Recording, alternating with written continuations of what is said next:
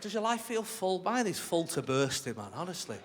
It's hard work. I've got 5 children, and I have 4 children with my ex-wife, and I have a little girl with my new wife.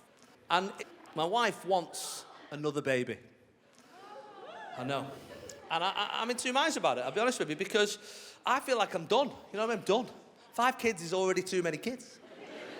But her argument is totally valid. And some of you will be in second relationships and third or fourth, I don't know. But, you know, sometimes your past affects somebody else's future. And she'll say things like, well, it's not fair, is it? Because you've got 5 kids and I've only got 1. And I say, well, have one of them.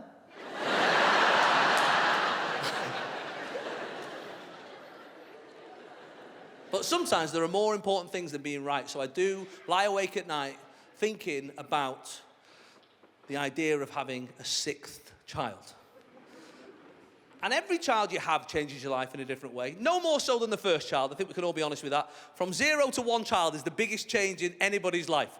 Financially, spiritually, physically, emotionally, socially, everything changes. And then when you have a 2nd child, you think that will probably double in difficulty. But it doesn't, does it? It doesn't. The 2nd child, if anything, is a bit easier because you care less. Second time. I don't mean you love less. I'm not a monster. But you definitely care a little bit less. That first one, everything's sterilised within an inch of its life. 2nd baby, 10-second rules on a dummy. You know, just stuff like that. Put it in your mouth. It's been in a dog's mouth. It's been in the family longer than you. Put it in your mouth. Just changes. You get more relaxed. Maybe you get better at it. I don't know. Every child changes your life in some way. 3 is hard, 4 is hard, but 5 is sort of similar to 4, so I can only presume that 6 is similar to 5. The only thing that stops me, this is the only negative I have, and it's going to sound silly, but genuinely this is what I think, right?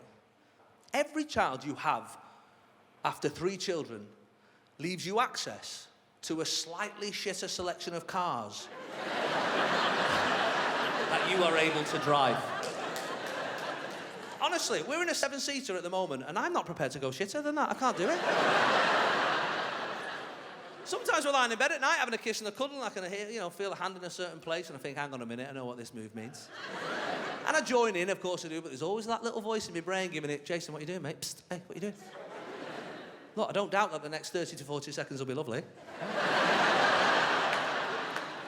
But what would we drive? What would we drive? There's nothing left, mate. You did all the Googling. You'd have to get some sort of deal with the National Express to do the school run. You know, sometimes I drop my youngest girl at nursery, there are less children in her class than I've got in my bloody car. That's not right, is it? I used to have a nice car.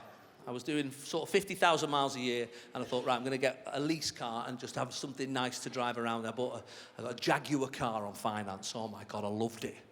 And I loved that car. I cried in that car. I laughed in that car. I sang in that car. I ate in that car. I slept in that car. And one day, I had too many kids for the car. And I remember going into the showroom. I said, excuse me, I'd like to speak to somebody about a 7-seater car, please. The salesman came out. You're looking for a brand new car, sir? I said, what's the point, mate? What's the point of having anything nice anymore? I just have one of them sun-bleached shit wagons you keep in the yard. And to be fair, that's what he sold me. He sold me a 7-year-old Charan. I hate that car. Even as I was leaving, he was like, do you want to test drive it? I said, I'd like to drive it the least amount of times. We hate each other. It's a hateful, hurtful relationship, me and that car. And I remember I got home, and I still had the nice car for a few days before I had to go back to the finance company. And I had them both outside the house there in the driveway. The lovely Jaguar car, the shitty Charan. My ideal self. My core self. That one with its chocolate walnut interior. That one. Just mostly chocolate now. And I took a picture, because I thought it was important. I thought it was a seminal moment in my life as I was muddling through. I took a picture of those 2 cars together.